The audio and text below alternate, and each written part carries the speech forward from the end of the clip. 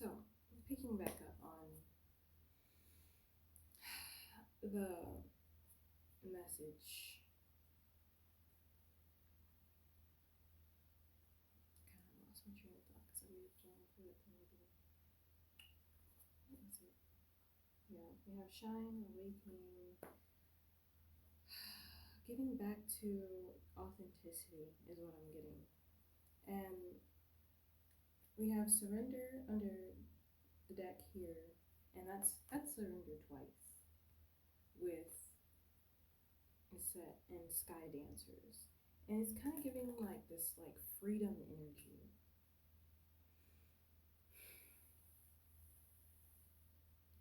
And with spiritual narcolepsy, that's kind of been like basically saying that you have the power to rise above the fray, and right now you're being kind of like lulled to sleep, and not to like fall for that, not to fall for being lulled to sleep and getting too caught up in one thing or another, or getting lost in something, like too lost down a rabbit hole that you can't get out of. Because that's kind of what I'm getting with the compass. The compass is leading you out of the rabbit hole, which actually reminds me of Alice in Wonderland.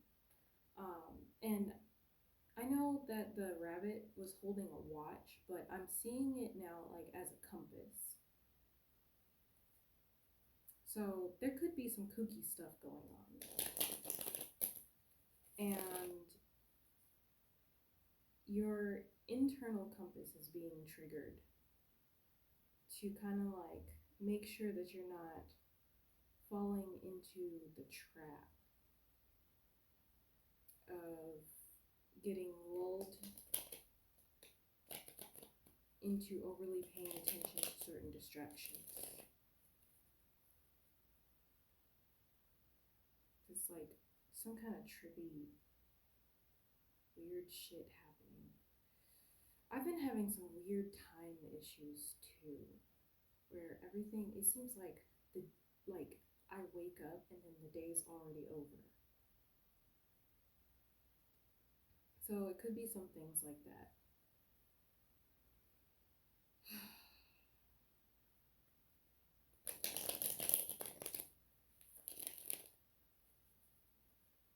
Um,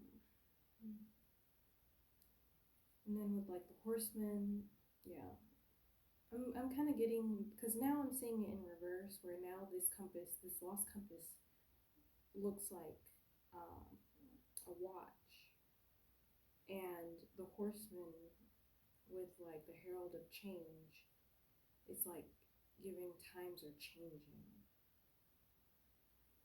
What's at the top of this deck?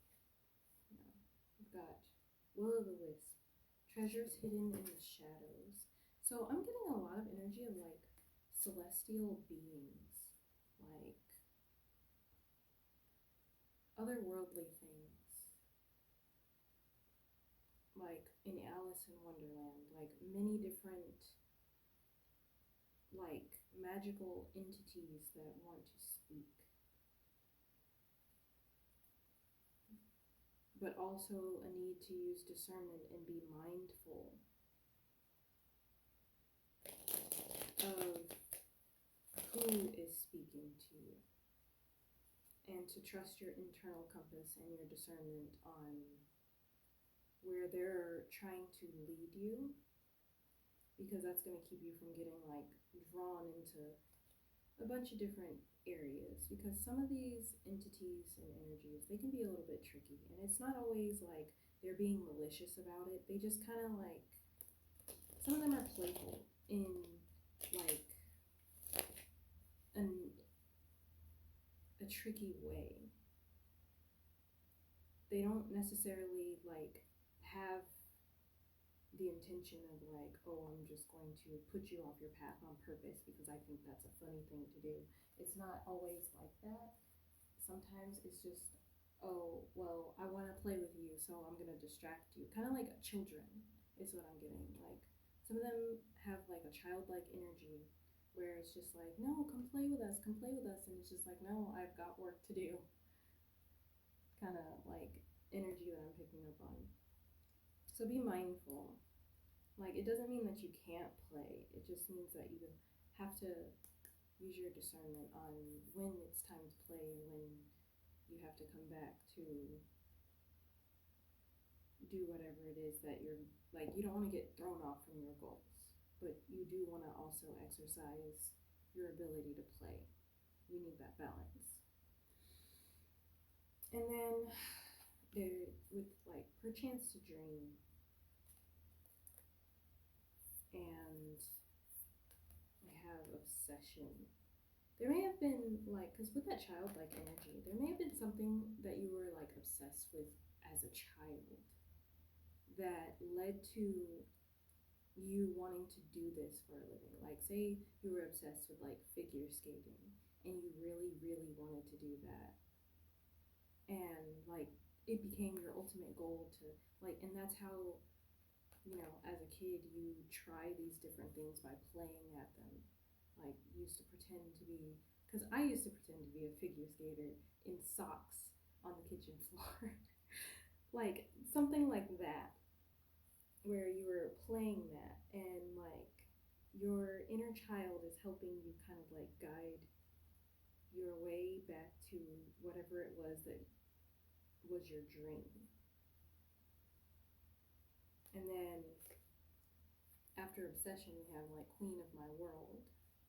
Like, your inner child, like working with your inner child helps you get back to that integrity of like where you really wanted to go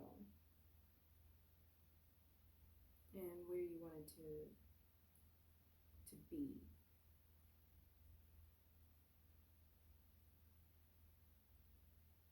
Because like with Queen of Your World, this is about like creating a world for yourself.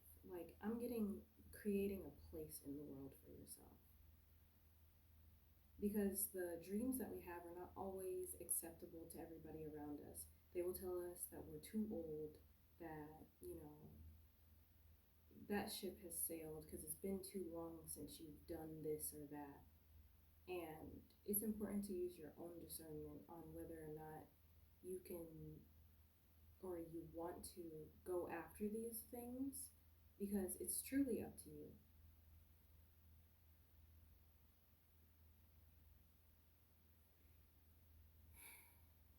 And then we have 30 out here like 3 times. So we've got Calling the Storm on the bottom. And then with Mami Wata Naked, it's also 30. And then like the Herald of Change is also 30. So 333, or you could be 30, or like 3. I'm getting like 3 decades.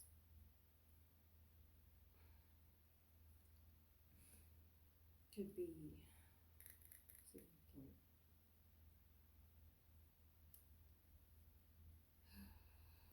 And I'm getting like your vulnerability brings change, because there may be something that you need to speak up about, because I'm being drawn again to like to speak up, and that's 33.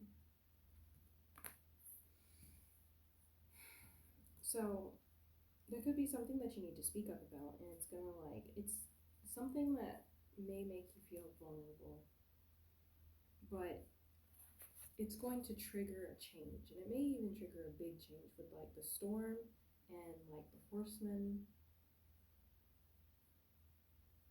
Like, it's also kind of giving like chariot energy, like the chariot is being backed by a storm, and whatever it is that you might have to say, whatever messages that you have to deliver, is going to shake some shit up. And then with Downcast Pride at the top, it's kind of giving like, you don't need to bend to anybody else's will. You don't need to change the fundamentals of who you are to occupy space. You can be yourself authentically. Because Downcast Pride is about like bending to other people's wills. Anyway, hope that helps.